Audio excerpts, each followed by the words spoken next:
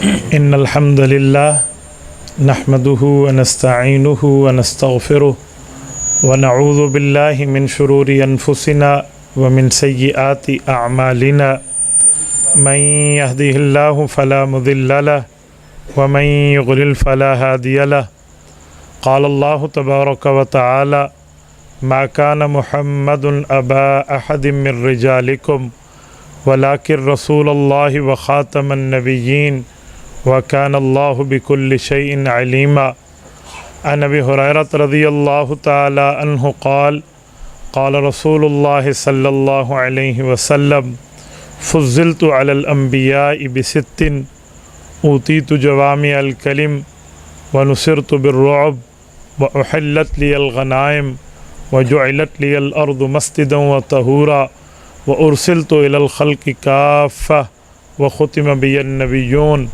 رواه الإمام الهمام المسلم في صحيحه صدق الله العظيم وبلغنا رسوله النبي الأمي الكريم ونحن على ذلك لمن الشاهدين والشاكرين والحمد لله رب العالمين۔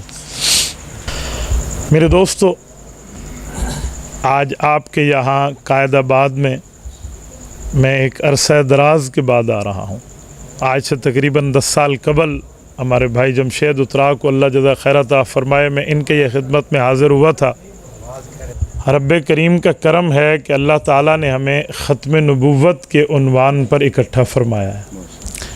میرے دوستو، اللہ تعالیٰ کا فضل، احسان، کرم ہے کہ اللہ نے ہمیں آخری نبی کی امت سے پیدا فرمایا ہے۔ آج عقیدہ ختم نبوت کے متعلق میں چند معروضات پیش کروں گا۔ آپ کا پروگرام الحمدللہ آگے چلنا ہے۔ میں نے اپنی بیماری کے سبب ان حضرات سے پہلے وقت لیا ہے، بس آپ توجہ رکھیں تاکہ یہ سفر ہمارا ضائع نہ ہو، کوئی قیمتی بنے۔ میری گفتگو کا مقصد صرف ایک ہے کہ ہم حضور پاک صلی اللہ علیہ وآلہ وسلم کے ختم نبوت کے محافظ بن جائیں۔ اور محافظ ہم زبان سے نہیں بن سکتے، محافظ ہم عمل سے بنیں گے۔ آپ سمجھتے ہیں کہ حفاظت کرنے والا جو چوکیدار ہوتا ہے وہ ڈنڈا سوٹا بھی رکھتا ہے اور تگڑا بھی ہوتا ہے۔ کوئی اس سے پوچھے کہ آپ اس دکان کی حفاظت کے لیے ڈنڈا رکھے ہوئے ہیں اور بڑی ہوشیاری سے ٹھہرے ہیں، اس دکان میں کیا ہے، تو وہ اس دکان کی اہمیت کو بھی بتا سکتا ہے، اس گھر کی اہمیت کو بھی بتا سکتا ہے۔ تو ہم ایک اپنے پاس کتب کی دلائل بھی رکھیں اور اپنے دماغ میں دلائل کو ازبر بھی کریں تاکہ ہم آگے سمجھا پائیں۔ آج ہم صرف جلسے میں زندہ باد، مرد آباد کی حد تک تو آتے ہیں، لیکن کوئی مرزائی، کوئی قادیانی سوال کرے، غصہ تو ہو جاتے ہیں، دلیل میں جواب نہیں دیتے۔ آپ ناراض نہ ہوں، ہم اپنی کمزوریاں اپنی محفل میں تو شیئر کر سکتے ہیں تاکہ ہم دلیل کی دنیا میں بات کرنے والے بنیں۔ کل مجھے ایک دوست کہہ رہے تھے کہ حضرت میں ٹویٹر پر اکاؤنٹ بنا چکا ہوں اور میرے ساتھ 6 قادیانی ایڈ ہیں، اور وہ 6 کے 6 مجھے کہتے ہیں کہ غصے میں بات کرتے ہو، پیار میں تمہارے مولوی کیوں نہیں سمجھاتے۔ تو میں اس طرح کے دلائل آپ کے سامنے رکھتا ہوں تاکہ آپ کچھ جواب دے سکیں۔ سب سے پہلی اور بنیادی بات، ہم میں کوئی تاجر ہے، کوئی صحافی ہے، کوئی اسکول کا استاذ ہے، یا کوئی معاشرے میں کسی قسم کے عہدے پر ہے، تو وہ خود کو پہلے حضور پاک کا امتی، حضور کا محافظ سمجھے، بات میں اپنی کوئی اور نسبت رکھے۔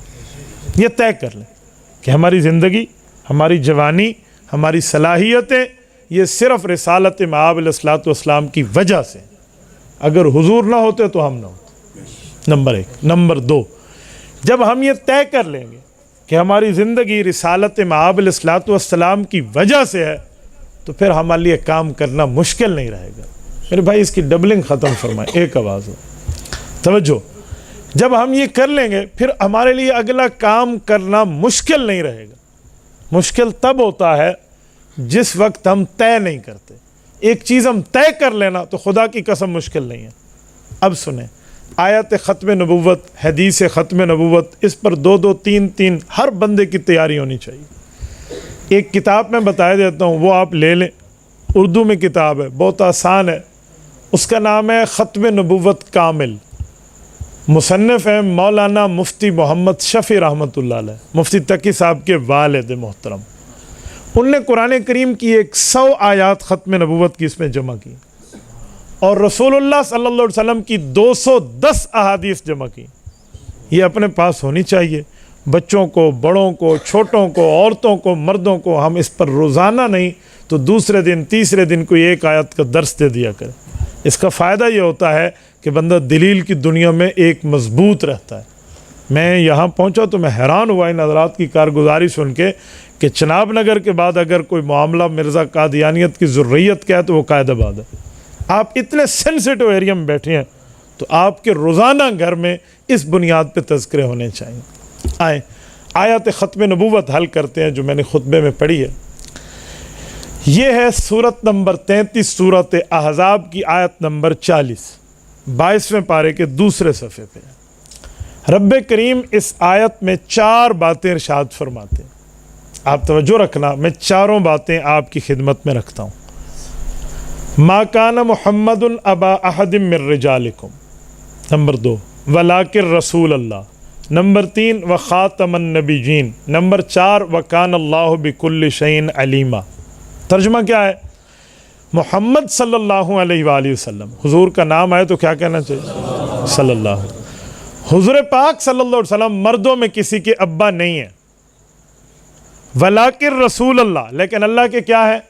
بولتے جائیے، کیا ہے؟ رسول ہے. وخاتم النبیین، اور آخری نبی ہیں.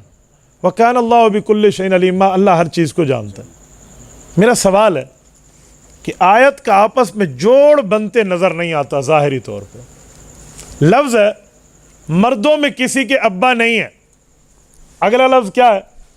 مگر اللہ کے رسول ہے. بھائی جوڑ تو تب بنتا جب ہوتا مردوں میں کسی کے ابا نہیں ہے، عورتوں میں کسی کے ابا ہیں. یوں لفظ تو نہیں ہے. لفظ ہے مردوں میں کسی کے والد نہیں ہیں، لفظ آگے ہوتا عورتوں میں والد ہیں تو بات بن جاتی، لیکن یوں نہیں ہے. لفظ ولیکن رسول اللہ، بھی ایک طرف نبوت ہے، ایک طرف ابوت ہے، ابا ہونا. یہ ابوت کا نبوت سے کیا جوڑ ہے؟ پہلے ابوت کی نفی ہے، پھر نبوت کا اثبات ہے. ابا نہیں ہے، رسول ہیں، ان کا جوڑ کیا ہے؟ کیا مطلب؟ تو یاد رکھیں جب آیت سمجھنی ہو نا تو پھر اس کا بیک گراؤنڈ سمجھتے ہیں، جسے کہتے ہیں شان نزول.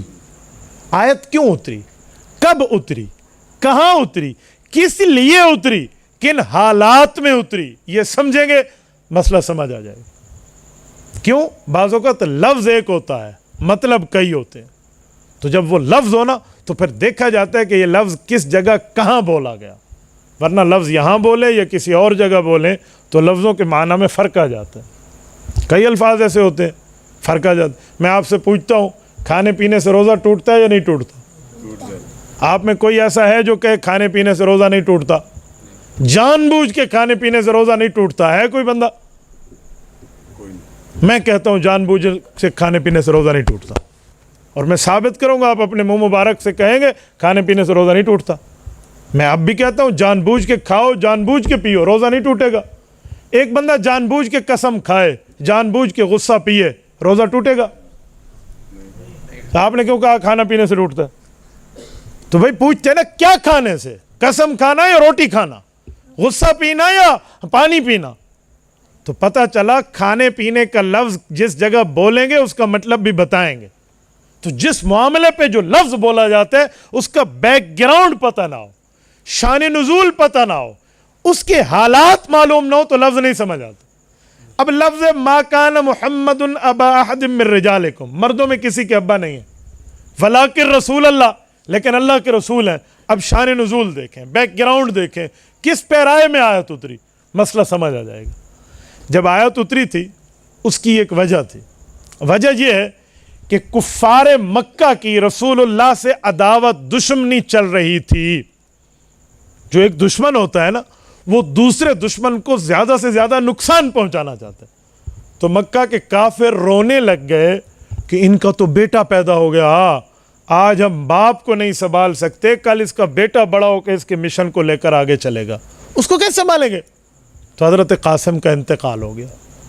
جب رسول اللہ صلی اللہ علیہ وسلم کے بیٹے دنیا سے رخصت ہوئے تو یہ دشمن خوشی سے بغلیں بجانے لگا اور انہوں نے کہا دیکھا ایک تو ہمیں فائدہ ہو گیا. اجی کیا ہوا؟ کہا اس کا بیٹا فوت ہو گیا ہے. باپ ہے نا, بس جب تک اس کی عمر رہے گی یہ اپنا بات ہمارے بتوں کے خلاف سناتا رہے گا, اور جب یہ دنیا سے گیا نعوذ باللہ اس کا مشن بھی ختم ہو جائے گا. یہ کفار نے آپس میں بغلے بجائے. تو رب کریم نے ان کو جواب دیا کہ تمہیں اس طرح خوشی سے خوش نہیں ہونا چاہیے. تم یاد رکھو ان کی نسبت کیا ہے. ما کان محمد ابا احد من رجالکم.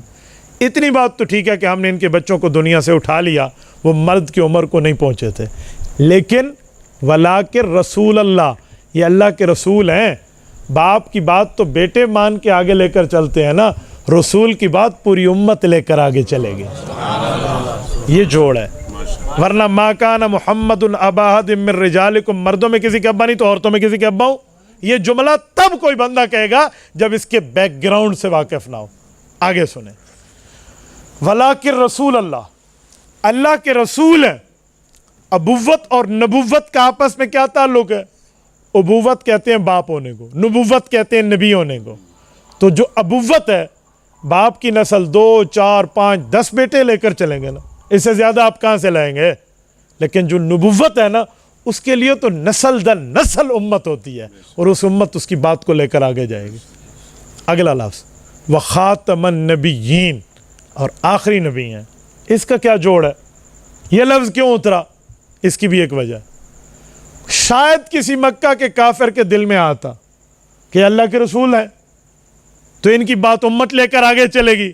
سوال یہ ہے کہ بھائی اللہ رب العزت کی ترتیب تو یہ ہے, ایک نبی کی زندگی ختم, دوسرا نبی آ گیا, اس کی شریعت ختم, نئی شریعت آ گئی, ایک کتاب ختم, نئی کتاب کی وحی آ گئی. تو یہ بھی ایسے ہی ہوگا. حضرت موسیٰ علیہ السلام کے بعد حضرت عیسیٰ کے بعد حضور ہیں, تو حضور بھی دنیا سے جائیں گے, ان کی کتاب ختم, شریعت ختم, دین ختم, نیا نبی, نئی شریعت, نیا دین. کہا جی نہیں, ولاکن رسول اللہ و خاتم النبیین. تمہیں زیادہ خوش ہونے کی مکہ کے کافروں ضرورت نہیں ہے, یہ آخری نبی ہے, اس کے مشن کو قیامت تک لے کر امت چلے گی. یہ ہے وخاتم النبی. چوتھی بات وَكَانَ اللَّهُ بِكُلِّ شَيْءٍ عَلِيمًا. یہ علیمہ تعمیم میں ہے, جسے کہتے ہیں کامن ناؤن, پراپر ناؤن نہیں ہے, معرفہ نہیں ہے, نکرہ ہے, تنوین تنکیر ہے, کہ اللہ رب العزت کا علم اتم ہے. اللہ تمہاری اس شرارت کو بھی جانتے جو ابھی تک تم منہ پہ نہیں لائے, دل میں چھپائے ہوئے. وَكَانَ اللَّهُ بِكُلِّ شَيْءٍ عَلِيمًا. اللہ ہر چیز جو جانتے ہیں, تو رب کریم نے انہیں رسالت بھی دی ہے, نبوت بھی دی ہے, ختم نبوت بھی دی ہے. یہ آیت اتری ہے. یہ جو آیت کریمہ ہے, یہ آیت ختم نبوت کہلاتی ہے. کم از کم ہم میں ہر آدمی اپنے بچوں تک کو اس آیت کا بیک گراؤنڈ سمجھا دینا, شان نزول سمجھا دینا. خدا کی قسم کھا کے کہتا ہوں, ہم دلیل کی دنیا کے میزائل بن جائیں. چھوٹی چھوٹی سی ایک ایک چیز ہو, ایک ایک معاملے کا پتہ ہو, یہ لفظ ادھر کیوں ہے, یہ کیوں ہے, اس کا مطلب کیا ہے, کس بنیاد پہ. آگے چلیں. اس آیت کریمہ کو جب ہم پیش کرتے ہیں, قادیانی اس میں ایک ڈنڈی مارتے ہیں. ڈنڈی مار کے کیا کہتے ہیں؟ وہ کہتے ہیں دیکھو قرآن کا قرآن والا معنی کرو. بھئی قرآن کا قرآن والا معنی کیسے ہوگا؟ ادھر ساری آیت تو ٹھیک ہے, یہ جو خاتم النبی ان کا ترجمہ آخری نبی کرتے ہو, یہ ٹھیک نہیں ہے. کیوں ٹھیک نہیں ہے؟ کہتے ہیں قرآن میں بھی اس طرح کے اور لفظ آئے ہوئے ہیں, اس کا معنی دیکھو. اچھا بھی دکھاؤ. ختم اللہ علی قلوبہم وعلی سمعہم وعلی ابصارہم غشاوہ. قرآن کریم میں اللہ پاک نے کافروں کے دلوں پر مہر لگا دی, ان کے کانوں پہ, ان کی آنکھوں پہ پردہ رب نے ڈال دیا ہے. تو اللہ نے مہر کے لفظ ختم اتارا ہے. تو وہ خاتم النبیین کا مطلب ہوگا نبیوں کے لیے حضور مہر ہیں, حضور نبی کے لیے مہر لگائیں گے, وہ نبی بن جائے گا. اس کائنات میں یہ وحید العصر والزمان ترجمہ مرزا قادیانی کے علاوہ اس دھرتی پہ کسی نے نہیں کیا. یہ اس نے کیا کہ وہ خاتم النبیین, نبیوں کے لیے مہر ہے. ہمارے حضرات نے جو نبیوں پر مہر, جیسے حضرت شیخ الہند کا ترجمہ ہے, وہ سمجھتے ہیں اس کا معنی یہ کہ حضور نبیوں کے لیے مہر ہے, اسٹیمپ پہ مہر لگاتے جائیں گے, نبی بنتا جائے گا. اس کے 2 جواب ذہن میں رکھ لیں. پہلا جواب تو یہ ہے کہ جناب من, بلکہ 3 جواب ذہن میں رکھیں, 3 بھی بڑے آسان. پہلا جواب یہ ہے کہ جناب من, ہمارا ایک سوال ہے, اس دھرتی پر رسول اللہ صلی اللہ علیہ وسلم کے دور سے لے کر مرزا قادیانی سے پہلے تک کوئی ایک مسلمان, نبی, صحابی, تابعی, محدث, مفسر, فقیہ, اپنی جگہ کوئی ایک دکھا دیں جس نے یہ ترجمہ کیا ہو کہ مہر لگے گا اور نیا نبی بن جائے گا. اس کائنات میں پہلا ترجمہ اسی کو سوجا تھا؟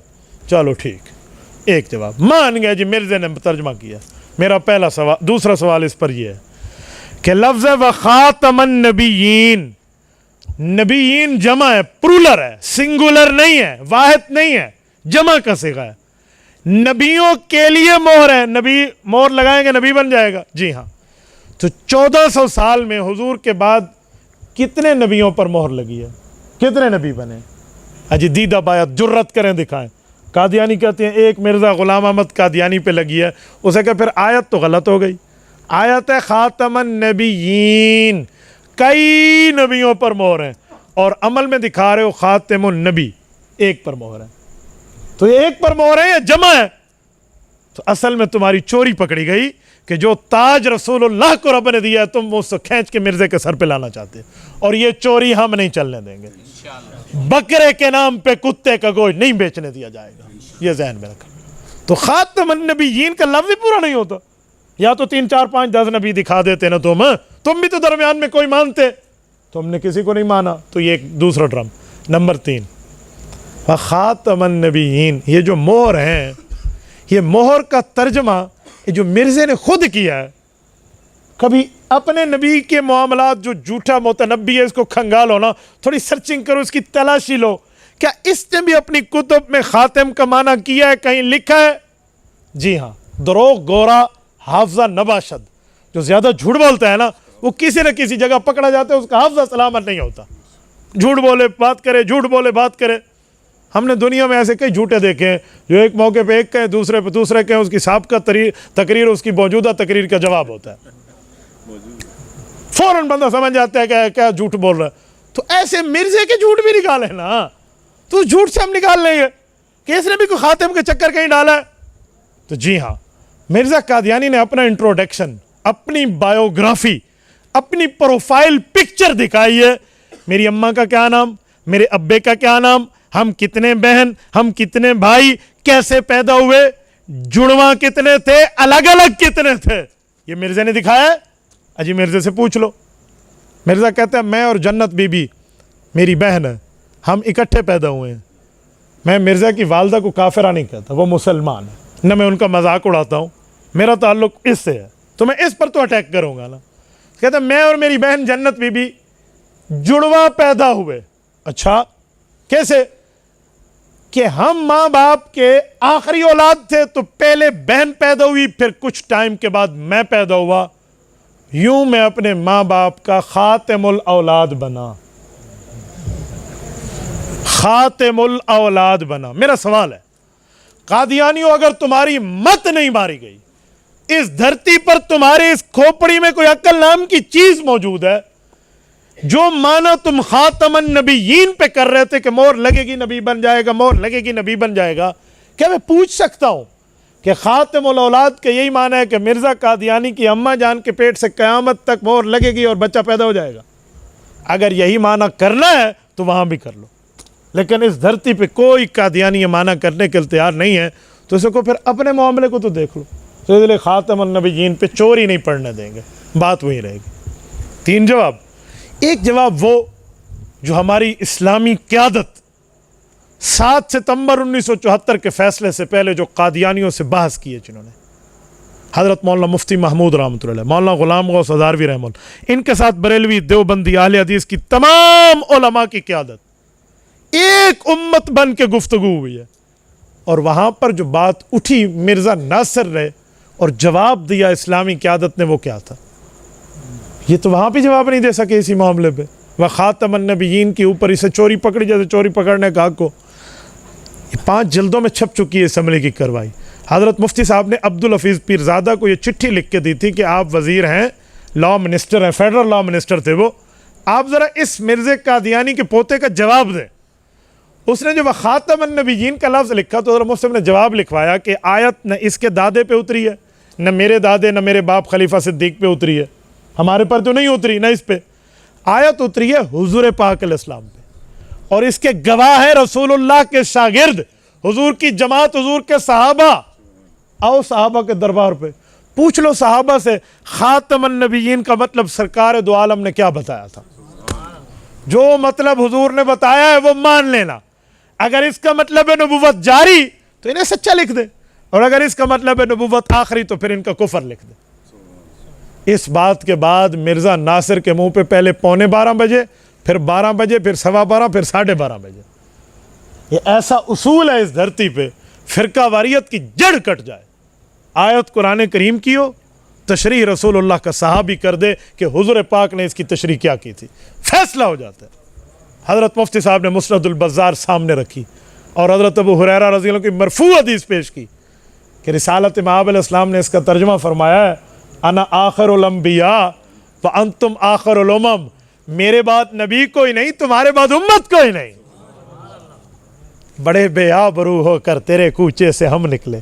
یہ مرزائی وہاں سے یوں ذلیل ہوئے ہیں، ان کے دونوں گروپ وہاں بلائے گئے تھے، قادیانی مرزائی اور قادیانی لاہوری۔ مرزا ناصر قادیانی مرزائی گروپ کا سربراہ تھا، ڈاکٹر عبد الکریم قادیانی لاہوری گروپ کا سربراہ تھا۔ ایک دن اس کو ملا کہ اس کا فرقہ چھوٹا تھا، 2 دن مرزا ناصر کو ملے کہ اس کا فرقہ بڑا تھا۔ 28 میٹنگز ہوئی ہیں، 96 گھنٹے کی پوری ڈیبیٹ اس پر موجود ہے۔ وہاں تو ٹکے کا بھی جواب نہیں دے سکے۔ حضرت مولانا غلام غوث ہزاروی رحمۃ اللہ قبر پر رب کروڑوں اربوں رحمت نازل فرمائے، انہوں نے محضر نامہ پیش کیا ہے۔ شہید ختم نبوت مولانا سمیع الحق رحمۃ اللہ علیہ اکوڑا خٹک والے، وہ فرماتے ہیں میں اور مفتی محمد تقی عثمانی کے ذمے تھا کہ ہم دلائل، میں سیاسی سطح پہ اور وہ علمی سطح پہ مرزے کا محاسبہ لکھ کے دیں، ہم دیتے رہے۔ اسی اسنا میں محضر نامے کی کاپیاں ہم نے لکھی۔ محضر نامہ کیا تھا؟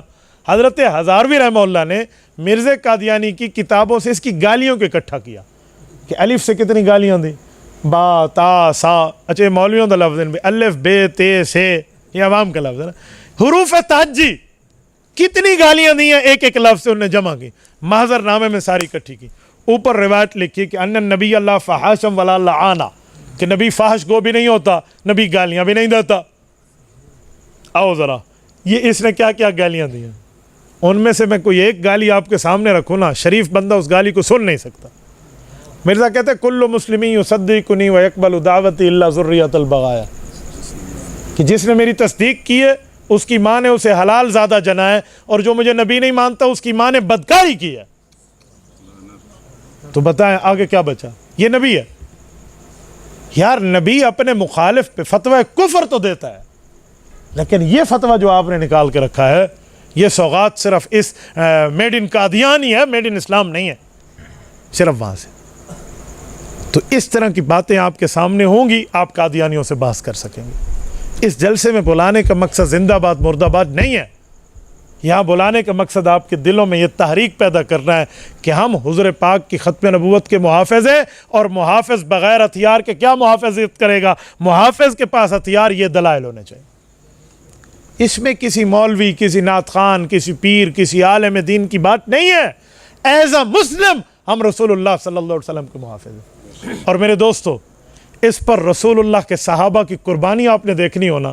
میں دعا کرتا ہوں اللہ تعالیٰ آپ کو مدینہ منورہ لے جائے، اللہ آپ کی برکت سے ہم سب مسلمانوں کو لے جائے، سرکار کے روزے پر اللہ حاضری کی توفیق عطا فرمائے۔ سنیں، مدینہ طیبہ سے 1090 کلومیٹر کا سفر ہے یمامہ کی بستی، آپ گوگل سرچ کر لیں، مدینہ طیبہ اور یمامہ لکھیں، یہ ریاض سے 90 کلومیٹر دور مشرق کی سائیڈ پہ آج بھی مقبرۃ الیمامہ موجود ہے۔ آپ جائیے وہاں ہسٹری پڑھیے کہ وہ کیا ہے۔ امام ابن کثیر رحمہ اللہ نے البدایہ میں جس کو لکھا ہے نا، میں اس کا خلاصہ دینے لگا ہوں۔ یہ جو ہم جمعہ کے خطبے میں حدیث پاک پڑھتے ہیں، ہاتھ میں عصا لے کر ہمیں خطیب صاحب ایک حدیث سناتے ہیں، وہ حدیث کے شروع کا لفظ کیا ہے؟ ارحم امتی بامتی ابو بکر، ہے حدیث یا نہیں ہے؟ بولتے آئیے سنیں کیا ترجمہ ہے اس کا۔ رسول اللہ صلی اللہ علیہ وسلم نے 4 صحابہ کو 4 ٹائٹل عطا فرمائے ہیں، 4 اسٹیٹس، 4 عہدے صحابہ کو دیے ہیں۔ ارحم امتی بامتی ابو بکر، واشدہم فی امر اللہ عمر، وَأَصْدَقُهُمْ حَيَاءً عثمان وَأَقْضَاهُمْ علی رضی اللہ عنہ۔ میری امت میں سب سے زیادہ رحیم و کریم ابو بکر، اللہ کے معاملے میں سختی برتنے والا حضرت عمر، اور حیاداری میں سچا حضرت عثمان، اور اس دھرتی کا چیف جسٹس حضرت علی المرتضیٰ۔ اقضاہم علی، یہی ترجمہ ہے۔ یہ صحابہ کو ٹائٹلز دیے ہیں۔ اس میں جو حضرت ابو بکر کے لفظ ہے ارحم امتی بی امتی، یہ لفظ اس میں تفضیل ہے، اسے انگلش میں کہتے ہیں سپرلیٹو ڈگری ورڈ، اس سے بڑا لفظ نہیں ہے۔ ارحم امتی بی امتی کیا معنی؟ گویا رسول اللہ صلی اللہ علیہ وسلم ایک مثال سے مقیس علیہ کا اصول سمجھے نا، مولوی جانتے ہیں، میں عوام کو ترازو سمجھاتا ہوں۔ ترازو ہے نا، ترازو میں رکھ کر ابو بکر کی نرمی حضور ہمیں بتا رہے ہیں۔ ارحم امتی بی امتی کا ایک طرف پوری امت کی نرمیاں، شفقتیں، رحمتیں، برکتیں، کرم نوازی ایک پلڑے میں رکھ دیں، اور ایک پلڑے میں اکیلے ابو بکر کی نرمی رکھ دیں۔ ابو بکر پوری امت پر بھاری ہے۔ ارحم امتی بی امتی، یہ ہے نا۔ اب اس نرم کے دور خلافت کو اٹھاؤ، یہ ابو بکر نرم ہے، گرم نہیں ہے، نرم ہے۔ یمامہ کے اوپر جب چڑھائی کی ہے 2 لشکر بھیجے، پہلا لشکر گیا، دوسری کمک گئی ہے۔ امام ابن کثیر رحمہ اللہ نے البدایہ میں اس کا نقشہ جو کھینچا ہے نا خلافت صدیقی کا، سنیں۔ وہ فرماتے ہیں کہ صحابہ کرام کو جو ابو بکر صدیق نے ختم نبوت کے تحفظ پر درس دیا نا، تو صحابہ کو اپنے بچے، اپنی بیویاں، اپنی اولادیں بھول گئیں، ہم تیار ہیں۔ ان میں ایک صحابی کا نام ہے برا ابن مالک رضی اللہ عنہ، یہ بڑے بھائی ہیں حضرت انس بن مالک رضی اللہ عنہ کے، اور حضرت انس بن مالک وہ شخص ہے کہ حدیث پاک کی کوئی کتاب اٹھائیں، شاید دوسرے سے تیسرے صفحے پہ ان انس ان رسول اللہ، ان انس ان رسول اللہ، ان انس ان رسول اللہ، ہر دوسرے تیسرے صفحے پہ یہ حضرت انس ہے۔ یہ بڑے بھائی ہیں ان کے، برا بن مالک، یہ بھی گئے ہیں۔ 2 بیویاں ہیں، اس وقت ان کے 5 سے 8 بچوں کی روایت ہے۔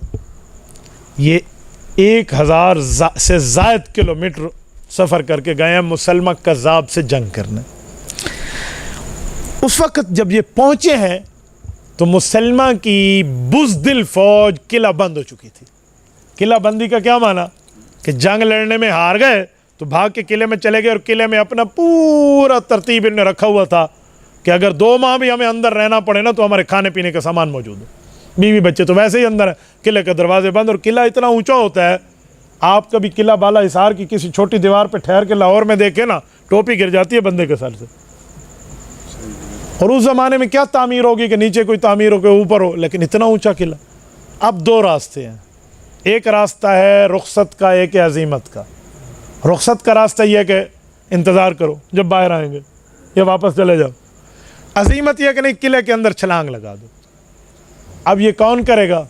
حضرت امام ابن کثیر کہتے ہیں کہ حضرت برا بن مالک نے ہاتھ کھڑے کی کہ جی میں تیار ہوں، میرے لیے مشورہ کر لو، فیصلہ بٹھا دو، میں تیار ہوں۔ کیسے تیاری کی؟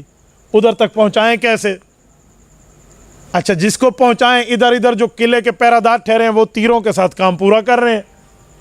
تو کہتے ہیں ایک دن کا مشورہ طے ہوا اور آخر ایک ہی صورت فائنل ہوئی کہ جی 2-3 ڈھالیں ایک دوسرے کے ساتھ باندھ لیں اور ان ڈھالوں پر حضرت برا کو بٹھا دیں، اور اس ڈھال کو 2-2 3-3 نیزے ایک دوسرے سے باندھ کر اونچا کریں، جب یہ آخری دیوار تک چلا جائے یہ اندر چھلانگ لگا لیں۔ یہ لفظ کہنے کے بہت آسان ہے، لفظ کہنے کے بہت آسان ہے، کام بہت مشکل ہے۔ یہ جاتے ہوئے بھی تیر لگنے، اوپر چڑھے گا بھی تیر لگ رہے ہیں، نیچے چھلانگ مارے گا تو کفر کے جمگٹھے میں دروازے تک کیسے آئے گا؟ یہ سارا معاملہ سامنے۔ حضرت برا بن مالک نے اس کو قبول فرمایا ہے، ایسے ہی چڑھے ہیں، قلعے تک پہنچے ہیں، وہاں نیچے چھلانگ ماری ہے، دروازے تک آتے کوئی 80 کے لفظ ہیں کہ 80 کے لگ بھگ تیر تلوار کے زخم ہیں جسم پر، لیکن حضرت برا دروازے تک آیا، پکڑ کے کنڈی کھولی اور صحابہ کا لشکر اللہ کا عذاب بن کے اس پہ ٹوٹ پڑا۔ حضرت معاویہ نے فرماتے اس کو گرانے میں میں بھی شامل تھا، ایسے مسلمان کو۔ اور حضرت وحشی بن حرب رضی اللہ عنہ پیغمبر کے صحابی ہیں، حضرت حمزہ رضی اللہ عنہ کے ہاتھوں شہید ہوئے تھے، بعد میں یہ معافی مانگی، صحابی بنے، ان کے لیے آیت اتری، رسول اللہ نے معافی دے دی، لیکن ایک بات فرمائی کہ وحشی تو مسلمان ضرور، صحابی ضرور، سب کچھ رضی اللہ عنہ مرضون کا ٹائٹل جنتی، لیکن کوشش کرنا میرے پیچھے بیٹھنا، سامنے بیٹھو گے مجھے چچا جان یاد آ جائے۔ حضرت وحشی فرماتے ہیں میرے دل پہ یہ کم بوجھ نہیں تھا کہ سرکار نے مجھے یوں فرمایا تھا، میں اس کوشش میں تھا کہ اے اللہ کوئی ایسا موقع لا کہ اپنے اوپر سے یہ چیز بھی دھو لو. تو کہتے ہیں موقع آیا تو میں نے اسی طرح حربہ تیار کیا جیسے حضرت حمزہ کے لیے حالت کفر میں کیا تھا. حضرت واشی کے لفظ امام ابن کثیر نے نقل کیے ہیں, کہتے ہیں قتلت خیر الناس ثم لاجل ذلک قتلت شر الناس. کہ میں نے خیر الناس کو شہید کیا تھا, بہترین شخص کو, تو میں نے طے کیا تھا کہ کوئی شر الناس بھی میرے ہاتھوں سے جائے. انہوں نے جب حربہ مارا نا, اور ایسے ہی مارا جیسے حضرت حمزہ کو مارا تھا, وہ گر گیا اور مسلمان نیچے گرا. حضرت ابو دجانہ نے اس کی گردن کاٹ دی. میری بات کا مطلب کہ آج بھی برا بن مالک کی قبر مبارک وہاں موجود ہے, اسی مقبرۃ الیمامہ میں. آپ جائیں, اللہ کی قسم کھا کے کہتا ہوں, میں مسجد میں بیٹھا ہوں, سر سے لے کر پاؤں تک بندے کے جسم کے رونگٹے کھڑے ہو جائیں کہ یار 1090 کلومیٹر سفر کر کے ختم نبوت کے تحفظ کے لیے اس بندے نے یہاں تک آ کے اپنی جان آفری کے حوالے کی. تو میرے دوستو, یہ جو ہمارے جسم پہ سر ہے نا, یہ رسول اللہ کے تحفظ کے لیے. وارڈ میں, میڈیکل وارڈ میں ایڑیاں رگڑ کے بھی جان دینی ہے اور حضور کا محافظ بن کے بھی جان دینی ہے. یہ ہم لوگ طے کر لیں کہ ہم محافظ ہیں, ہم نے اس طرح اپنے اکابر کے نقش قدم پہ چلنا ہے. میں آپ میں صرف تحریک پیدا کرنے کے الفاظ بول رہا ہوں. آپ بزرگ بیٹھے ہیں, میں اس دفعہ وہ لفظ نہیں بولتا, ورنہ میں نوجوانوں میں کہتا ہوں کہ تمہاری غیرت کے دروازے پر دستک دینے آیا ہوں. سیدھی سی بات ہے. میں کچھ دنوں پہلے بھاولپور میں گفتگو کر رہا تھا ختم نبوت کانفرنس پر. میں نے اسے کہا زندہ باد مرد آباد کی بات چھوڑ دو, دلیل کی دنیا میں ایٹم بم بنو اور اپنے دل کو سمجھاؤ ہم حضور کے محافظ ہیں. بس یہ ہے تو نجات ہے بھائی, یہ ہے تو نجات ہے, ورنہ نہیں ہے. نہ ہمارے وہ اعمال ہیں, نہ ہمارے وہ نیکیاں ہیں, نہ ہمارا وہ کردار ہے جو اللہ تعالیٰ کو مطلوب ہے ہمارے لیے. تو ہم محافظ ہونے کے راستے سے, یہ مختصر راستہ ہے جو ہم جا سکتے ہیں. تو اس طرح وقت نکالیں, اس ختم نبوت پر دلائل سمجھنے کے لیے علماء سے رابطہ کریں. عالمی مجلس تحفظ ختم نبوت آپ کو اسی بنیاد پر بلاتی ہے کہ بھائی ہم میں ہر بندہ رسول اللہ کی ختم نبوت کا محافظ بنے اور دلائل سمجھے. اچھا, اب آؤ خطبے میں نے جو حدیث پاک پڑھی ہے, اس حدیث پاک کا کیا مطلب. رسالت مآب علیہ الصلوۃ والسلام فرماتے ہیں, توجہ رکھنا, یہ صحیح مسلم کی, امام مسلم ابن الحجاج القشیری رحمہ اللہ المتوفی 261 ہجری, حضرت ابو ہریرہ رضی اللہ عنہ کی روایت لائے ہیں. حضرت ابو ہریرہ فرماتے ہیں رسول اللہ نے فرمایا صلی اللہ علیہ وسلم, فضلت علی الانبیاء بست, کہ رب کریم نے جو مجھے فضیلتیں دی ان میں 6 فضیلتیں سن رہا ہوں. جو فضیلتیں دی ہیں ان میں, فضیلتیں تو حضور پاک کی کئی ہے نا, کئی ہے. ذات الفضائل نبی رب نے ہمیں دیا ہے نا, بعد از خدا بزرگ تو ہی, قصہ مختصر, اس پر تو دوسرا ڈاؤٹ ہی نہیں ہے نا. رسالت امام نے ان میں 6 چیزیں گنوائیں. فرمایا اوتیت جوامع الکلم ونصرت بالرعب واحلت لی الغنائم وجعلت لی الارض مسجدا وطہورا وارسلت الی الخلق کافہ. یہ 6 چیزیں کیوں ہیں؟ وختم بی النبیون, کہ میں آخری نبی ہوں. چیزیں 6 ہیں, وجہ آخری نبیوں نے کی ہے. پہلی چیز اوتیت جوامع الکلم, رب نے مجھے جوامع الکلم دی ہیں. لفظی ترجمہ ہے, لفظ ایک ہوگا مطلب کئی حل ہوں گے. یہ ہمارے پاک پیغمبر صلی اللہ علیہ وسلم کا معجزہ ہے. یہ حضور پاک کو رب نے کیوں دیے؟ پہلے نبیوں کو تو اللہ نے ذات الکلم بنایا, ایک بات ایک مسئلہ, ایک بات ایک مسئلہ. ہمارے نبی کی ایک بات کئی مسئلے حل ہوں. وجہ, پہلے نبیوں کو تو وقت ملا تھا تھوڑا, رسول اللہ کو ملا ہے روز محشر تک, قیامت تک کے نبی ہیں. کروڑوں لاکھوں اربوں کھربوں امتی آنے ہیں, ہر امت کا مسئلہ ہونا ہے. ہر بندے پر ایک نبی کی ایک حدیث ہو تو پھر تو یہ کروڑوں حدیثیں بن جائیں, کسی کتابوں میں سما ہی نہ سکیں. تو رب نے نبی پاک صلی اللہ علیہ وسلم کو اعزاز دیا, مرتبہ دیا. اوتیت جوامع الکلم, سرکار بات ایک فرمائیں گے, مسئلے کئی حل ہو جائیں. ان میں سے ایک مثال دے دوں, آپ نے مشہور حدیث سے سنی ہوئی ہے. حضرت انس بن مالک رضی اللہ عنہ کے ایک بھائی ہیں جن کا نام عبید اللہ ہے. رسول اللہ صلی اللہ علیہ وسلم ان کے گھر جاتے, اس چھوٹے بچے کے ساتھ پیار مذاق فرماتے.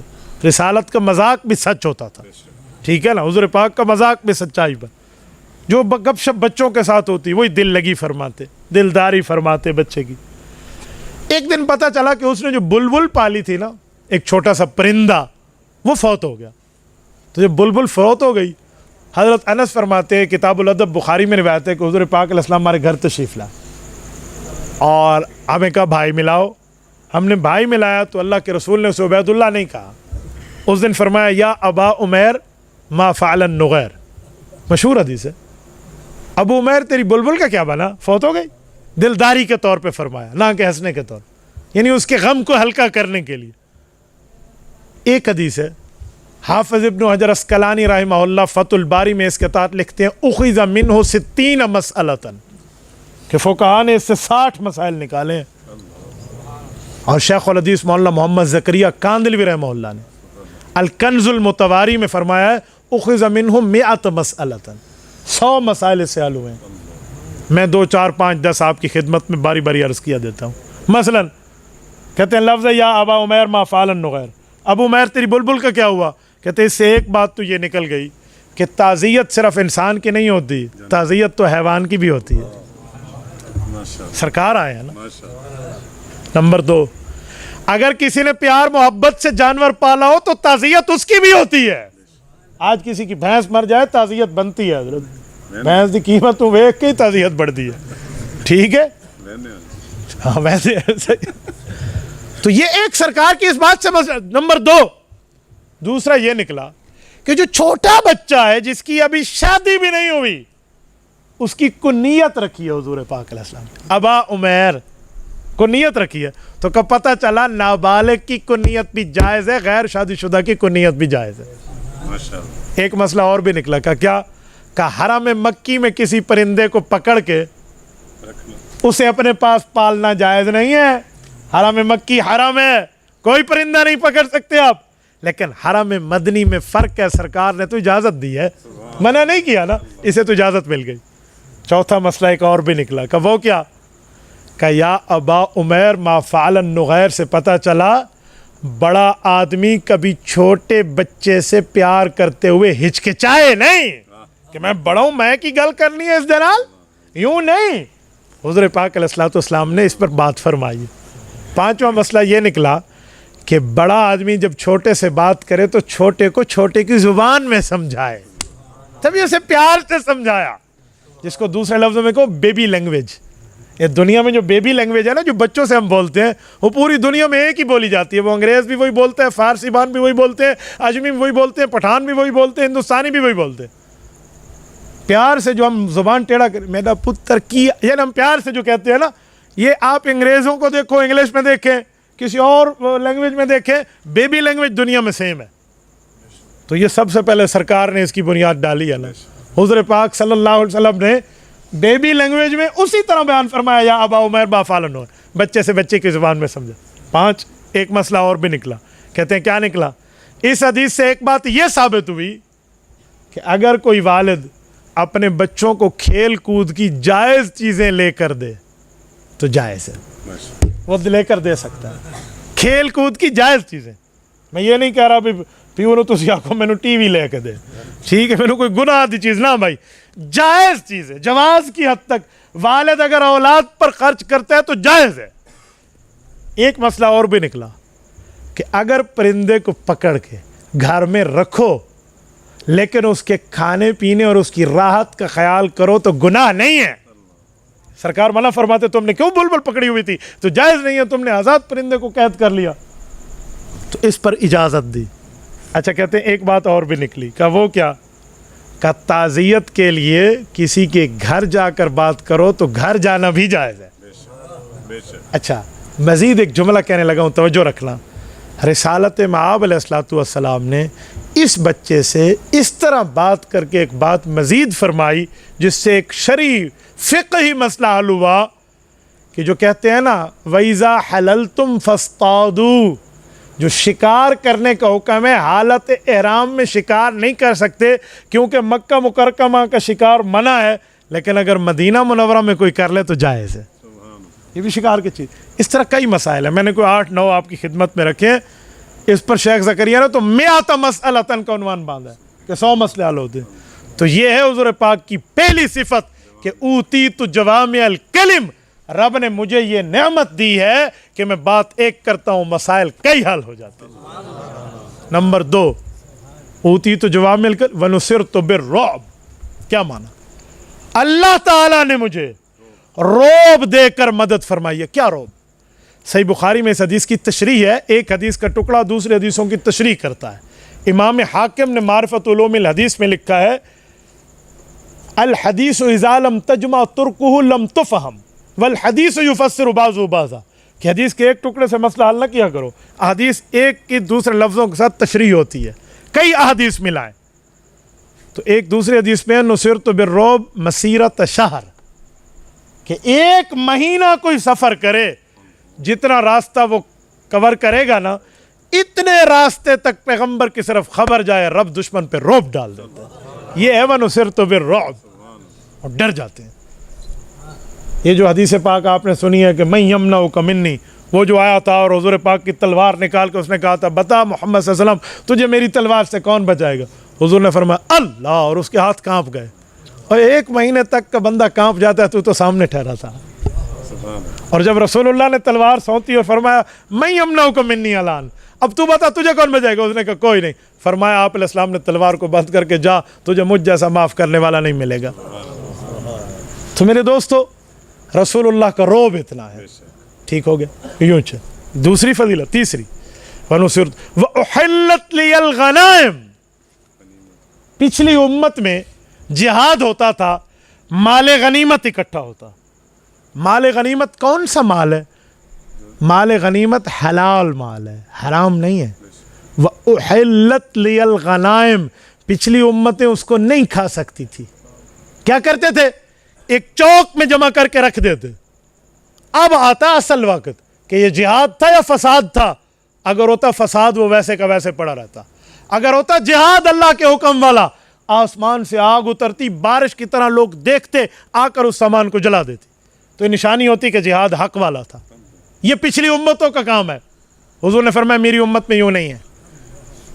रिसालत में आपने सरकार दो आलम सल्लल्लाहु अलैहि वसल्लम ने फरमाया वउहिल्लत लियल गनाइम, रब ने मेरे लिए इस माल गनीमत को मेरी उम्मत पर हलाल कर दिया। अब सुने, उहिल्लत लियल गनाइम, गनीमत हलाल है, लूट मार हलाल नहीं होती।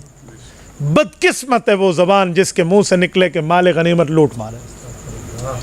आपने नहीं सुना? फाइनल हो गया। तो जो गनीमत को भी लूट मार कहे, मैं तो कहता हूँ कम से कम तजदीद ईमान तो कर लो।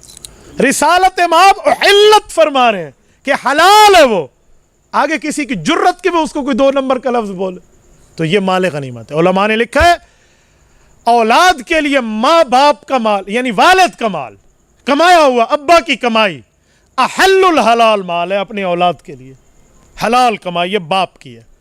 और इसी तरह फरमाया हुजूर ने, रिज़्क़ की तहत रुमही, कि मेरे नेज़े की नोक के नीचे माल गनीमत की शक्ल में रब ने मेरा रिज़्क़ बनाया, तो ये हलाल माल। ये तीसरी चीज़ फरमाई, क्या फरमाया? वउहिल्लत लियल गनाइम, तीन चीज़ें। चौथी, वजुइलत लियल अर्ज़ मस्जिदा, पूरी दुनिया इस्लाम के तमाम खत्ते पर रब ने ये मेरी नबुव्वत के लिए एहसान फरमाया। क्या? कि जिस जगह तुम नमाज पढ़ना चाहो पढ़ सकते हो। क्यों? पाक जगह हो। पिछली उम्मत के लोग सिर्फ इबादत खाने में इबादत करते थे। दरिया दे मानते भी खड़ोते न, नमाज ले था आप उतर, वो हुक्म है। इबादत खाने माबद खाने के अलावा नहीं है। रिसालत मआब अलैहिस्सलातु वस्सलाम के तुफैल इस उम्मत को क्या मिला? उहिल्लत लियल गनाइम के बाद जुइलत लियल अर्ज़ मस्जिदा, यानी जाए सजदा, नमाज की इजाज़त। चौथी चीज़। पांचवी चीज़ वत्तहूरा, क्या माना? पाकीज़गी का मतलब फरमाया सिर्फ वुज़ू से तुम्हें नमाज की पाकीज़गी नहीं मिलेगी। अगर मजबूरी हो, उज़्र हो, वजह हो, रीज़नेबल कोई बात हो, तो तुम तयम्मुम भी कर सकते हो।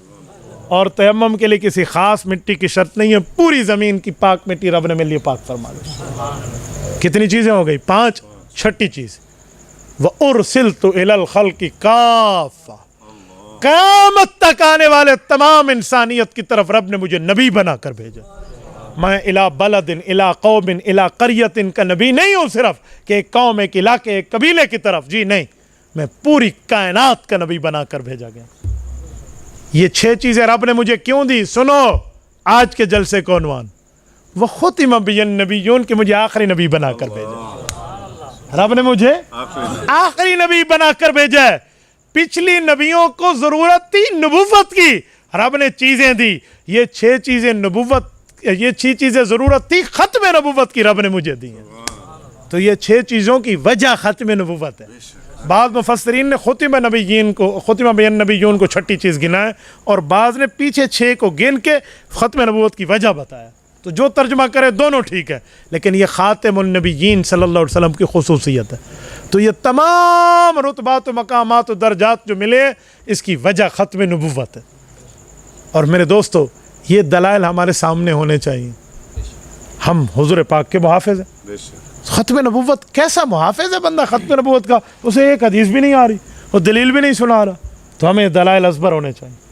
میں آپ حضرات کی خدمت میں کہتا ہوں, مجھے باقیوں کو تو نہیں پتہ, یا مولانا بیٹھے ہیں, حضرت بیٹھے ہیں, بھائی جمشید صاحب, باقی حضرت قاری صاحب, ان سے وقت لیں, کوئی آدھا گھنٹہ دن میں نکالیں اور ختم نبوت پر مذاکرے کے لیے آئیں. چاہے کوئی مزدور ہے, درخان ہے, کوئی تاجر ہے, کوئی اسکول کا استاذ ہے, کوئی وہ کوئی اور معاملے میں ہے, کوئی اخباری ہے, کوئی صحافی ہے, کم از کم ختم نبوت کے دلائل 2-2 4-4 تو آپ یاد کر لیں. یہ روزانہ کے بنیاد میں 24 گھنٹے ہیں, 23 گھنٹے 30 منٹ, 23.5 گھنٹے آپ لیں, آدھا گھنٹہ سرکار کے لیے آپ قربانی دے دیں, تو یہ سودا سستا ہے, خدا کی قسم دنیا میں جنت مل جائے. ہم محافظ ہیں بابا, ہم ختم نبوت کے معاملات پہ چلیں گے. تو یہاں گفتگو میں بلانے کا مقصد یہ نہیں ہے کہ آپ میرے جانے کے بعد کہ جی واہ واہ ہو گیا, ریڑے پھیر لیتے ہیں, واہ واہ گال ہوئی ہے. فائدہ اس بات کا, اپنی ذات کے لیے سفر کیا ہو تو راستے پہ ایکسیڈنٹ لگے, رب کو کیا جواب دیں گے؟ ذات کو پرچار کے لیے گئے تھے, کیا جواب دے گا بندہ اللہ کے دربار میں؟ اگر یہ رسول اللہ صلی اللہ علیہ وسلم کے لیے, اگر یہ اللہ تعالیٰ کی رضا کے لیے, اگر یہ ختم نبوت کے لیے, تو پھر عملی طور پہ ہمیں کام کرنا. میرے دوستو, اس حدیث پاک سے اور اس آیت سے بھی ہمیں ختم نبوت سمجھ آئے. میں ایک بات مزید آپ کی خدمت میں رکھتا ہوں. نمبر 3, ہمیں اپنے اکابر کی تاریخ بھی یاد کرنی چاہیے. جو ہمارے اکابرین نے, ہمارے بزرگوں نے, ہمارے بڑوں نے اس مسئلے پر جو ختم نبوت پر پہرہ داری کی. پاکستان کی 4 تاریخیں میں آپ کی خدمت میں پیش کرتا ہوں. 3 پاکستان ملک بننے کے بعد اور 1 پاکستان بننے سے پہلے بر صغیر کی. ایک شخص ہے, عالم دین ہے, احمد پور شرقیہ بہاولپور ریاست کے رہنے والے ہیں. نام ہے مولانا الہی بخش رحمہ اللہ. ان کے پاس ایک ان کا بھانجا پڑتا ہے جس کا نام ہے عبد الرزاق. وہ مولوی بن گیا, بڑا تگڑا عالم تھا, بہترین عقل مند تھا. تو مولانا الہی بخش نے خوش ہو کر اس عبد الرزاق کو بیٹی کا رشتہ دیا. شاگرد بھی ہے, داماد بھی ہے, لیکن وہ بدقسمت انسان تھا, وہ مرزائیوں کے ہاتھوں لگا اور عبد الرزاق مرزائی بن گیا. انہوں نے بیٹی کا رشتہ دیا تھا, رخصتی نہیں کی تھی, انہیں رخصتی روک دی. اجی میں کسی کافر کو, حضور کے دشمن کو اپنی بچی کا رشتہ نہیں دے سکتا. انہیں واپس کر لی. مرزائیوں نے جا کر کیس کرا دیا احمد پور شرقیہ کی لوئر کورٹ میں, تحصیل سطح کا تھا. انگریز جج نے 2 ماہ کیس سنا اور مرزائیوں کے حق میں فیصلہ دے دیا, جی تیری بیوی ہے تو لے سکتا ہے. مسلمان ریویو پٹیشن میں گئے اور ہائی کورٹ میں فیصلہ کیا, اور بہاولپور کی عدالت میں اس وقت کے وہ جو نواب تھے, نواب آف بہاولپور جناب صادق صاحب, اللہ ان کی قبر پہ رحمت نازل فرمائے, انہوں نے تمام علماء کرام کو بلایا اور خود ایسے سمجھو پٹیشنر بنے, اور اس پر جملہ پاکستان کے تمام مسالک اسلام کی قیادت آئی. سب نے عدالت میں قادیانیت سے 2 ہاتھ کیے, ثبوت دیے, دلائل دیے, پروف دیے. آخر میں جج کے سامنے اللہ دتا ایک مناظر تھا, قادیانیوں کا ایک بے ایمان, اس کو انہوں نے بلایا, جس کے سامنے نام یہ تھا کہ اس کے سامنے ٹھہر ہی کوئی نہیں سکتا. اللہ دتا بڑا شاطر مناظر تھا ان کا. تو نواب آف بہاولپور نے محدث سے دیوبند مولانا انور شاہ کشمیری رحمۃ اللہ علیہ کو بلایا, دارالعلوم دیوبند سے. وہ تشریف لائے, بیمار تھے. اس وقت کو 8-10 سال کیس چل چکا تھا, غالباً 1924 میں دائر ہوئے اور 1934 میں اس کا فیصلہ آیا, اور یہ بات 1932 کی ہے. 15 یا 14 فروری 1932 بنتی ہے. اس کا جمعہ بھی مولانا انور شاہ کشمیری نے صادق مسجد میں پڑھایا ہے وہاں پر. جج کے سامنے جب بات ہوئی نا تو 35 میں شاید فیصلہ ہے، اسی کے لگ بھگ ہے، اللہ دتا نے ایک عبارت پیش کی اور اس کے ہاتھ میں کتاب بھی تھی، کتاب تھی فواتح الرحموت، یہ شرح ہے مسلم و ثبوت کی، اور حوالہ پیش کر کے کہا کہ جی ایسے ایسے۔ حضرت کشمیری نے چوری پکڑ لی کہ عبارت تو یہ پڑھ رہا ہے لیکن لفظ یہ نہیں ہے جس نے جھوٹ بولی ہوئی ہے، کتاب اپنے سامنے رکھ کے انہوں نے جج کو کہا جج صاحب یہ جھوٹ بول رہا ہے، یہ عبارت ایسے نہیں ہے۔ جج نے کہا مولوی صاحب تیرے پاس تو کتاب ہی کوئی نہیں ہے، اندر کوئی کتاب تو لئی کھلوتے ہیں نا، کتاب تو ہے اس کے پاس، آپ کیسے کہتے ہیں؟ انہوں نے کہا میں سرکار دو عالم صلی اللہ علیہ وسلم کا غلام بن کے مقدمہ لڑ رہا ہوں، اپنی ذات کی بات نہیں ہے، اور سادات تھے نا، تو کہا میں نانا جان کے ختم نبوت کے تحفظ کا چوکیدار ہوں، میں اللہ پہ بھروسہ کر کے کہتا ہوں میری بات سچ ہے۔ تو نے کہا کس بنیاد پہ؟ کہ جی 35 سال پہلے میں نے اس کتاب کو پڑھایا تھا، اس میں لفظ یہ نہیں ہے جو بول رہا ہے۔ تو نے کہا کتاب منگوا دوں؟ انہوں نے کہا منگوا دیں۔ تو اللہ دتا نے کتاب دینے سے انکار کیا کہ اگر یہ حوالہ نہ نکلا تو مولانا کشمیری نے برجستہ کہا کہ میں اپنی موت لکھ دوں گا، نکالو دو ادھر۔ اب تو مجبور ہوا، جوڈیشل آرڈر تھا، اس نے کتاب دی، حوالہ نہیں تھا، اس کا حوالہ اللہ کے حوالے۔ تو وہاں ذلیل ہو کر وہ گیا، جب وہ گیا نا اس نے جاتے ہوئے قادیانیوں کو ایک شرارت سکھائی، کہا میرا ایک مشورہ ہے اگر تم نے بچنا ہے تو۔ کہا کیا؟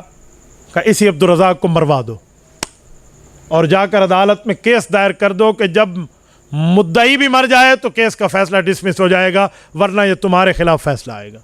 قادیانیوں نے کہا بہت اچھا، انہوں نے اپنے بندے کے ذریعے عبدالرزاق کو مروا دیا، وہی عبدالرزاق جس کے نام پہ ان نے پٹیشن دائر کروائی تھی اسے مروا دی۔ فیصلہ آنے سے 1 سال 2 سال پہلے وہ مر گیا، اور اگلے دن قادیانی وہ سب کچھ لے کر عدالت پہنچی، عجیب مدعی مر گیا، مقدمہ بھی ختم، مقدمہ خارج کیا جائے۔ مسلمان علماء کرام نے سوچا بھی یہ کیا مسئلہ ہے، یہ تو ایسے لگتے اس کی موت کے انتظار میں بیٹھے تھے، تحقیق ہوئی تو مارنے والے بھی خود تھے۔ انہوں نے پھر پورے اس وقت متحدہ ہندوستان تھا، راس کماری کی چوٹی سے لے کر نا چترال کے فلک بوس چوٹیوں تک جتنے جملہ وکلا تھے سب مسلمان وکلا کو کہا آؤ یار سرکار دو عالم کی رسالت کا مسئلہ ہے۔ وکلا اکٹھے ہوئے کا ایک نقطے پہ دلیل چاہیے کہ مدعی مر جائے کیس پھر بھی رہتا ہے، اس پر قانونی کوئی لا آف برطانیہ برٹش لا کا کوئی قانون ہے تو لائیے۔ تو وہ تو لائن لگا دی انہوں نے کہا مدعی کے مرنے سے مدعا علیہ کے مرنے سے مسئلہ نہیں ختم ہوتا، مسئلہ حل ہوتا ہے، یہ لیں وہ آرٹیکل پیش کر دی۔ اگلے دن جج نے کہا جی مجھے رہنمائی چاہیے، تو وہ کلا نے پوری لائن پیش کر دی، انہوں نے کہا جی ہم فیصلے تک چلیں گے، اور یہ فیصلہ آیا۔ اور فیصلہ آیا تو علامہ کشمیری رحمہ اللہ نے جاتے ہوئے کہا تھا نواب صادق صاحب کو کہ اگر میں زندہ رہا نا تو فیصلہ خود سنوں گا، مجھے یقین ہے فیصلہ اسلام کے حق میں آئے گا، اور اگر میں فوت ہو گیا تو میری قبر پہ سنا دینا۔ مسلمانوں 1935 کے فیصلے میں اسلام جیت گیا اور کفر ہار گیا، اور وہ فیصلہ نواب صاحب نے جا کر وہیں سنایا تھا۔ میری بات کا مطلب یہ ہمارے اکابر کی روشن تاریخ ہے، یہ ہمارا ایک شاندار ماضی ہے، اس کو آپ یاد کیوں نہیں کرتے؟ یہ اپنے بچوں تک ہم کیوں نہیں بتاتے، سمجھاتے، سناتے؟ یہ 2-4 ناموں کے ساتھ 3 جلدوں میں حضرت مولانا اللہ وسائق کو رب جزائے خیر دے، انہوں نے وہ تینوں اکٹھے کر دی ہیں، وہ مقدمہ مرزائیہ باولپور کے نام سے، آپ اس کو لیں اپنے پاس رکھیں۔ تو میرے دوستو تھوڑا آگے چلیں، 1953 میں امیر شریعت سید عطا اللہ شاہ بخاری ہیں، تحریک چلی ہے لاہور میں، کہتے ہیں 10 لاکھ مسلمان گھر سے بے گھر ہوا، 1 لاکھ زخمی ہوا اور 10,000 شہید ہوئے۔ 10,000 کا لفظ کہنا بڑا آسان ہے، 10,000 کا لفظ کہنا بڑا آسان ہے۔ اس وقت کی حکومت خواجہ ناظم الدین کی دور تھا نا، اسٹیٹ بایا سے مسلمانوں کے سینوں پہ گولیاں چلا، بظاہر یہ تحریک دنیا میں کامیاب نہ ہوئی، اللہ کے ہاں تو ہے ہی کامیاب، نتائج نہ نکلے۔ اس کے بعد تیسری تاریخ مجلس عمل ختم نبوت کے نام سے 1974 میں چلی ہے، جب 22 مئی 1974 کو ان کے لونڈوں نے مرزائیوں کے روا پرانا نام چناب نگر نشتر میڈیکل کالج ملتان کے لڑکوں پر جب انہوں نے تشدد کیا اور تحریکیں اٹھیں، سب مسلمان ایک پرچم تلے جمع ہوئے، اور آخر مرزائیوں کو کافر اقلیت قرار دینے تک یہ تحریک منتج ہوئی ہے۔ یہ تیسری تحریک ہے. اور چوتھی تحریک یہ 1984 میں ضیاء الحق کے دور میں آپ کے قریب میں خانقاہ سراجیہ حضرت خواجہ خان محمد رحمۃ اللہ تعالیٰ علیہ کی قیادت میں یہ اس وقت کی حکومت سے صدارتی آرڈیننس بنوایا تھا کہ جب وہ کافر ہیں اذان کس بنیاد پہ دیتے ہیں؟ مسلمان ہیں تو اذان دینا. امتناع قادیانیت آرڈیننس. کلمے کی دعوت نہیں دے پائیں گے, اپنے مرزاڑے کو مسجد نہیں کہہ پائیں گے, پوری ترتیب کے ساتھ کہ یا تو خود کو مسلمان ثابت کرتے جو ناکام ہو گئے ہیں, 13 دن کا موقع ملا ہے تو لہٰذا آپ یہ جاری کرو, اور جاری ہوا. یہ 4 تاریخیں یہ ہمارے اکابرین کی ہیں. یہ اپنے بچوں کو ہم کیوں نہیں بتاتے, کیوں نہیں سناتے؟ تو میرے دوستو, میں ایک درد دل آپ کے سامنے رکھ رہا ہوں, اس درد دل کی خاطر یہ بات کر رہا ہوں, اور اسی بنیاد پر میں آپ سے اجازت چاہوں گا کہ میں نے آپ کے دل میں سرکار دو عالم صلی اللہ علیہ وآلہ وسلم کی ختم نبوت کے تحفظ کے لیے ایک چھوٹی سی تحریک پیدا کرنے کی کوشش کی ہے. اللہ کرے میں اس میں کامیاب ہوا ہوں. تو ہمیں چاہیے کہ جب ہم یہاں سے اٹھیں نا, اور جب ہم رات کو سونے لگیں, بستر پہ سر ہونا, تو ایک بات طے کر لیں کہ کوئی نہیں پتہ صبح آنکھ کھلنی ہے یا نہیں کھلنی, لیکن اگر آنکھ کھلی تو کل سے میں ختم نبوت کے کورس کرنے کے لیے خود کو اور اپنی اولاد اور دوستوں کو تیار کروں گا. جتنے دوست بیٹھے کریں گے. اگر آپ کا ارادہ ہے تو آپ ہاتھ کھڑے کر کے تائید کریں. یہ سرکار دو عالم صلی اللہ علیہ وسلم کی ختم نبوت کے لیے آپ نے ہاتھ اٹھائے ہیں, اور آپ کے کندھوں پہ بیٹھے فرشتے یہ انشاءاللہ تعالی رب کریم کے دربار میں آپ کا یہ ارادہ لے کر جائیں گے کہ قائد آباد کی اس مسجد میں آپ کے امتیوں نے ہاتھ کھڑے کر کے رسالت مآب علیہ الصلوۃ والسلام کی ختم نبوت کے تحفظ کے لیے خود اور اپنی آل اولاد اور اپنے دوستوں کو چلانے کے لیے ارادہ کیا تھا. کرتے ہیں انشاءاللہ. اللہ تعالیٰ آپ کو جزائے خیر عطا فرمائے. رب کریم آپ کو خوش و خرم رکھے, صراط مستقیم پہ رکھے. اقول قولی ھذا واستغفر اللہ وآخر دعوانا ان الحمد للہ رب العالمین. میرے ذہن سے وہ ہمارے بزرگ نے ہمیں ایک بات فرمائی تھی, وہ رہ گئی, توجہ رکھیں.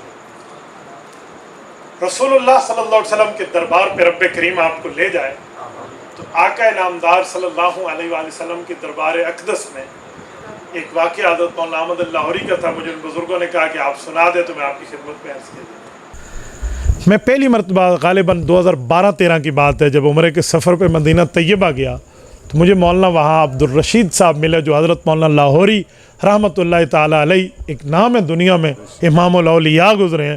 ان کے سلسلہ قادریہ سے وابستہ تھے. تو سلسلہ قادریہ کا فیض تو آپ سارے جانتے ہیں, حضرت شیخ عبد القادر جیلانی محبوب سبحانی رحمہ اللہ کے واسطے سے, اور اس میں جلال بھی ہے. تو ان نے مجھے ایک بات ارشاد فرمائی, وہ واقعہ میں آپ کی خدمت میں رکھتا ہوں. مجھے فرمانے لگے, وہ صاحب آپ پہلے کبھی روضہ پاک پہ حاضری دی ہے؟ میں نے کہا یار پہلے تو مجھے یہ سعادت خواب میں تو ملی ہے, میں حقیقت میں نہیں گیا. تو کہنے لگے جی آپ پھر میرے ساتھ جانا, میں آپ کو حضرت لاہوری رحمۃ اللہ کے طریقے پر زیارت کے چند آداب بتاؤں گا. میں نے کہا جی چشم ما روشن دل ما شاد, بسم اللہ. فرمان لگے آپ روضہ اقدس پہ جائیں گے تو کیا کریں گے؟ میں نے کہا جیسے حکم ہے قرآن حدیث شریعت کا, وہاں جائیں گے, سلام پیش کریں گے. رسالت مآب علیہ الصلوۃ والسلام کی خدمت میں جن دوستوں نے سلام پیش کیے ہوں گے وہ سلام دیں گے, جو ترتیب ہے. ساری باتیں انہیں بتائیں. پھر شیخین کی خدمت میں انہوں نے کہا سب کچھ ٹھیک ہے, ایک کام حضرت لاہوری والا بھی ساتھ کر لیں. وہ حضرت احمد لاہوری رحمۃ اللہ کا ایک ذوق تھا. میں نے کہا جی فرما دیں. یار کیا بات ہے اس نے بتا. انہوں نے کہا جی حضرت لاہوری یہ سارے کام فرماتے تھے روزے میں, ایک کام مزید بھی کرتے. وہ کیا؟ سرکار دو عالم صلی اللہ علیہ وسلم کی خدمت میں عرض کرتے.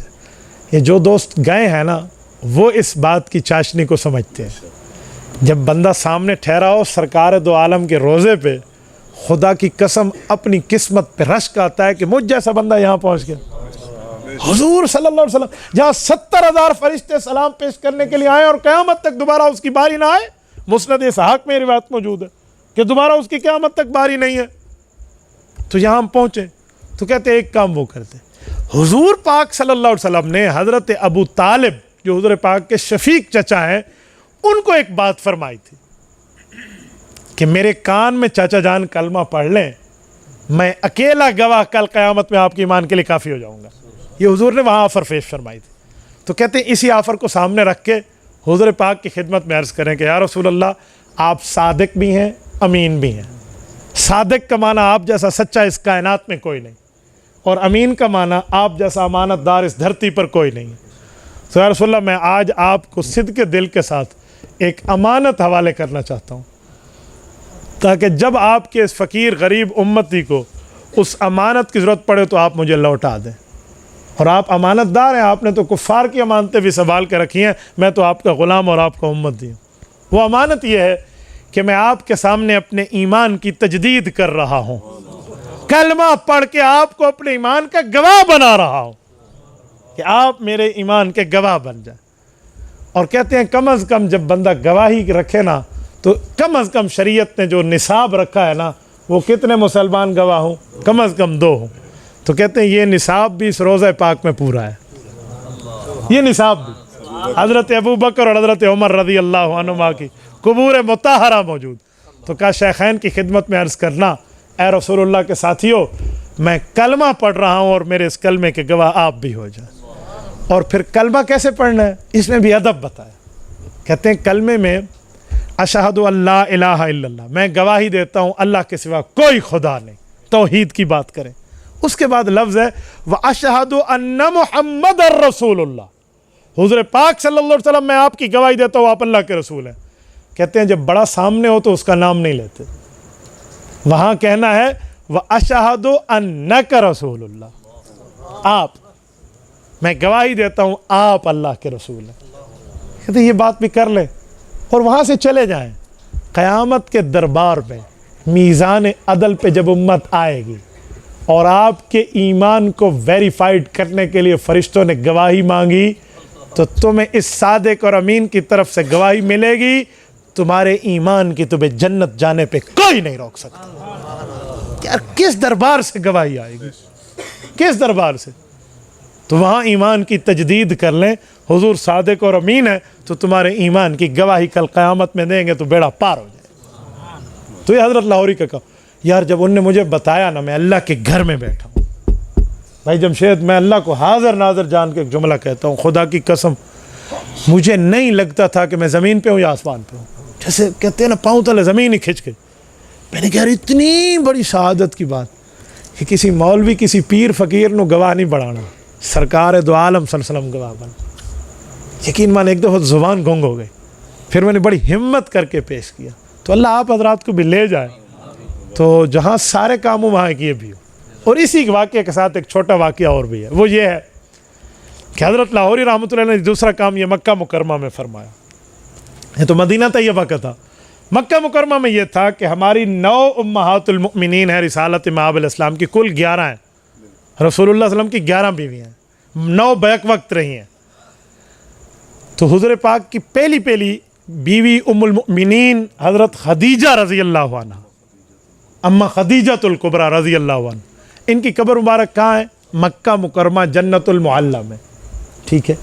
یہ جو جگہ ہے اس جگہ کو اما خدیجہ نے خود خریدا ہے، جس جگہ ان کے ساتھ ان کے بیٹے کی قبر ہے اور خاندان کے پورے فیملی ممبرز حضرات کی ہے۔ حضرت قاسم کی قبر ہے، رسول اللہ کے 3 صاحبزادے ہیں، 4 صاحبزادی ہیں، 7 اولادیں ہیں۔ حضرت قاسم کی قبر یہاں ہے، دوسرے حضرت عبداللہ ہے، ان کی قبر مبارک ہے طائف میں۔ حضرت اماں حلیمہ سعدیہ کے گھر حضور پاک نے اب دوسرے بیٹے کو بھیجا ہے، جہاں حضور پاک کی پرورش ہوئی ہے۔ میں الحمدللہ بنو سعد کئی بار خدمت میں حاضری دی، اس سال بھی ابھی اگست میں غالباً 12-13 محرم کی بات ہے، میں وہیں تھا۔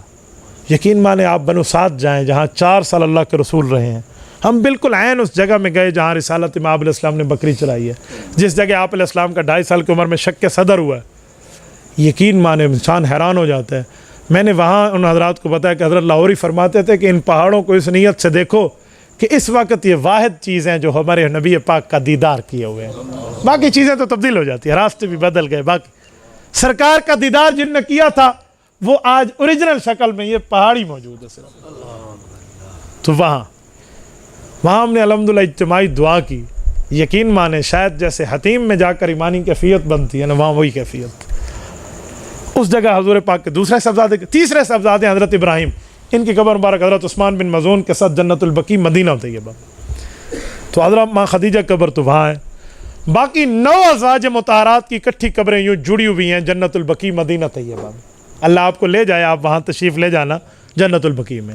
10 ہو گئیں، 1 اور 9، اور ایک ام المؤمنین ہے جن کی قبر 100% سب سے الگ ہے، وہ نہ مکہ مکرمہ ہے نہ مدینہ طیبہ ہے، بلکہ مکہ مکرمہ سے باہر نکلیں تو جہاں پہ ہم احرام باندھتے ہیں تنعیم، آج کل اس جگہ کا نام ہے جامع مسجد ام المؤمنین حضرت عائشہ، مسجد عائشہ جسے مسجد العمرہ بھی کہتے ہیں، یہ مکہ مکرمہ سے جدہ روڈ پر 8 کلومیٹر ہے، 8 کلومیٹر، اس سے آگے 16 کلومیٹر آئیں، اسی روٹ پر آئیں، اسی ترتیب پر آئیں، جدہ روڈ پر آئیں تو آگے آتا ہے حی النواری، جدید نام ہے اس کا، نواریہ محلہ، اور حدیث پاک میں اس جگہ کا نام ہے مقام صرف، سین کے ساتھ، صاد کے ساتھ نہیں، صرف سین کے ساتھ، مقام صرف، وادی صرف، یہ رسول اللہ صلی اللہ علیہ وسلم کا سسرال ہے۔ حضرت میمونہ بنت حارث رضی اللہ عنہا، ام المؤمنین سیدہ میمونہ جو حضرت ابن عباس کی خالہ ہیں، حضرت عبداللہ بن عمر، ان کی قبر مبارک یہاں وادی صرف میں بالکل روڈ کے اوپر ہے، بالکل حضرت مولانا یہ جیسے دیوار ہے نا، یہ روڈ ہے اور یہ اسی جگہ ہی ہے، بالکل اس ایدل بر لب سڑک ہے، آپ کو کہیں دائیں بائیں نہیں جانا پڑے گا۔ یہ وہ گھر ہے، اس جگہ حضرت میمونہ کی رخصتی ہوئی تھی رسول اللہ صلی اللہ علیہ وسلم، اسی جگہ ان کی وفات ہوئی اور اسی جگہ ان کی قبر ہے۔ مدینہ گئی، واپسی پہ یہاں تھی، حضرت عبداللہ بن عباس اپنی خالہ کو خود دفنانے والوں میں شامل ہیں۔ یہ قبر ہے حضرت میمونہ کی۔ حضرت مولانا احمد لاہوری رحمہ اللہ جب گئے تو قبروں پہ مراقبہ تو کیا، اس پر بھی کیا، جب مراقب ہوئے تو رو کر اٹھے، انہوں نے کہا جی کیوں؟ فرمایا حضرت میمونہ اماں جان نے مجھ سے گلہ کیا، کہا میرے بیٹے آتے ہیں حج عمرے کے سفر پہ، مسلمانوں ذرا سننا، دل پر ہاتھ رکھ کے سننا، ہم مسلمان ہیں، ہم حضور پاک کا کلمہ پڑھتے ہیں، کہا میرے بیٹے آتے ہیں حج اور عمرے کے سفر پہ، میری ان بہنوں کے پاس جاتے ہیں، ان کی قبریں اکٹھی ہیں، اور میری اس بہن کے پاس بھی جاتے ہیں جو اپنے بیٹوں کے ساتھ، بیٹے کے ساتھ جنت المعلیٰ میں اکیلی ہوں، اس لیے میرے پاس نہیں آتے۔ اماں نے گلہ فرمایا، حضرت لاہوری رحمۃ اللہ کی بات کر، تو حضرت لاہوری نے اپنے سلسلہ قادریہ میں وصیت فرمائی تھی، جو ان سے بیعت ہوتا تھا نا کہ آپ ضرور وہاں فاتحہ کے لے جایا کریں، میں اللہ کے گھر میں ہوں، میں حضور پاک کی عزت کی قسم کھا کر کہوں، میں جھوٹ بولوں اللہ میرے ساتھ مدد کھینچ لے، میں کئی مرتبہ گیا ہوں، ود فیملی بھی گیا ہوں، اکیلا بھی گیا ہوں۔ پہلی بار جب میں گیا تھا نا اس قبر پہ، غالباً تہجد کے وقت کے لگ بھگ کا ٹائم تھا، ہم 2 بندے تھے، میرے ساتھ بھائی عمر تھے ہمارے ملتان کے، وہ گاڑی ڈرائیو کر رہے تھے، وہ اس وقت گاڑی میں بیٹھے تھے کیونکہ روڈ پہ تھا، سعودیہ میں قانون ہے آپ روڈ پہ گاڑی پارک نہیں کر سکتے، پارکنگ میں کرتے، اس لیے وہ گاڑی میں بیٹھ کے انہوں نے مجھے کہا مصعب آپ اکیلے جائیں۔ جب میں وہاں ٹھہرا، خدا کی قسم کھا کے کہتا ہوں جیسے خانہ کعبہ کی حتیم میں جا کر بندے کا کیفیت کا معاملہ بنتا ہے، وہی کیفیت آپ کو فرشتوں کی وہاں محسوس ہوتی ہے۔ ایسی خوشبو میں نے زندگی بھر کہیں نہیں سیکھی۔ اماں میمونہ رضی اللہ عنہ قبر میں، تو یہ قبر مبارک ادھر مکہ طیبہ کے بالکل 20 کلومیٹر 25 کلومیٹر کا سفر ہے، اور وہ مدینہ طیبہ کی بات ہے روضہ پاک کی۔ تو یہ دونوں باتیں ہیں، یہ ہماری دنیا بھی بہتر، ہماری آخرت بھی بہتر، اور ہمارے پر ہمارے ماں باپ کا حق بھی ہے نا گویا۔ تو ان نے واقعات بہت اچھے مجھے یاد دلا دیے، تو 2 چیزیں میں نے بطور برکت آپ کی خدمت میں رکھی، ورنہ عنوان وہی ختم نبوت تھا، اور اسی پر میری بات کو اب ضائع نہ ہونے دینا، اس تحریک اور کورس کے لیے خود کو تیار رکھنا، کرو گے انشاءاللہ۔ اقول قولی ھذا واستغفر اللہ وآخر دعوانا ان الحمد للہ رب العالمین۔